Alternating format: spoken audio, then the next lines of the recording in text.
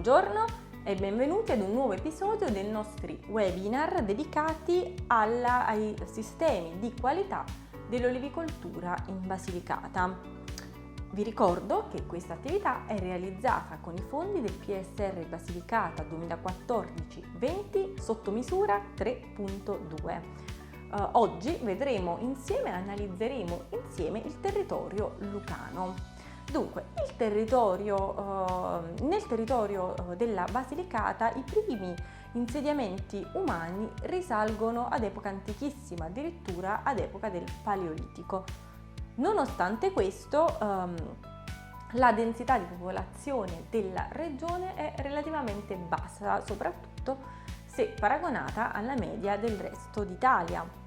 Le pratiche, l'occupazione agricola e pastorale del territorio ha anch'essa origini molto antiche e alcuni autori romani testimoniano l'intensificarsi dell'attività agricola nella costa ionica in seguito alla colonizzazione da parte dei Greci avvenuta nell'VIII secolo a.C. L'espansione dell'agricoltura e della pastorizia in Basilicata ha sicuramente sottratto parte del terreno alla foresta che originariamente doveva occupare gran parte del territorio.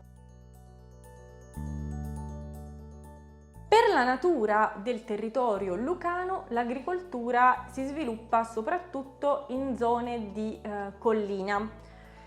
Tra le colture più diffuse in Basilicata, la prima è sicuramente quella dei cereali, realizzata in seminativo asciutto. Il cereale più diffuso è il grano duro, seguito dall'avena, dall'orzo e dal grano tenero.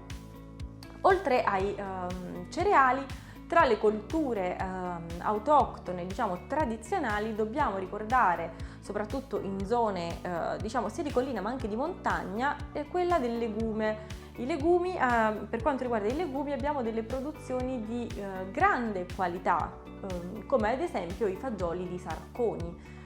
Inoltre, sempre tra le colture tradizionali, ricordiamo la patata coltivata principalmente nella provincia di Potenza. Invece, tra le colture arboree di grande rilievo sono la vite e l'olivo.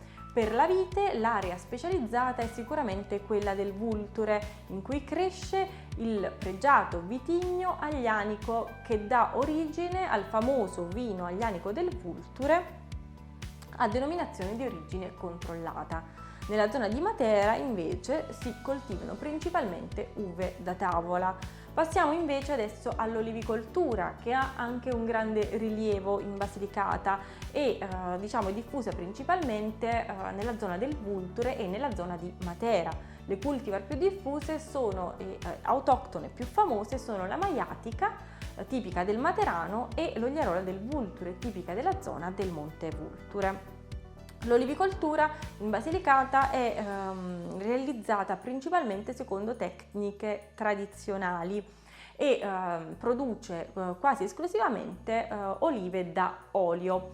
La produzione di olive da tavola è molto ridotta, anche se a livello locale si possono avere delle produzioni pregiate e di grande qualità, come ad esempio le olive di Ferrandina.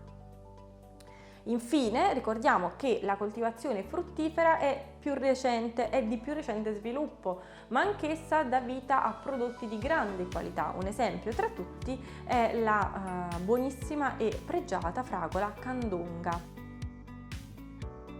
Chiudiamo qui questa puntata dei nostri webinar dedicate al territorio di produzione lucano. Se avete dubbi o domande o anche solo commenti, mi raccomando, scrivetecelo appunto nei commenti, aspettiamo tutte le vostre considerazioni. Se questa puntata vi è piaciuta, mettete like e seguite la nostra pagina. Vi aspettiamo come sempre alla prossima!